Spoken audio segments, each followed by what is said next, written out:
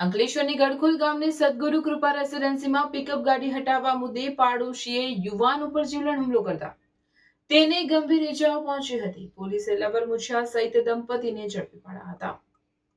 અંકલેશ્વરના ગડખોલ ગામની સદગુરુ કૃપા સોસાયટીમાં રહેતા અનિલ સૂર્યકુમાર સૈની ગત તારીખ 11મી જાન્યુઆરીની રાત્રે 9 કલાકે પોતાની નાસ્તાની લારી બંધ કરી પોતાના ઘરે આવ્યા હતા.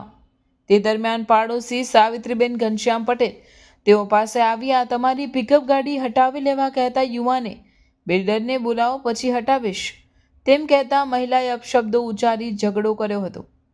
આ ઝઘડાનું ઉપરાણું લઈ તેણીના પતિ ઘનશ્યામ પટેલ અને પુત્ર દોડી આવ્યા હતા અને ઉશ્કેરાઈ જઈ ઢીક્કાપાટુનો માર માર્યો હતો અને આજે તને જીવતો છોડવાના નથી તેમ કહી મારી નાખવાના ઈરાદે માથાના ભાગે લાકડાનો સપાટો મારી ઈજા પહોંચાડી હતી.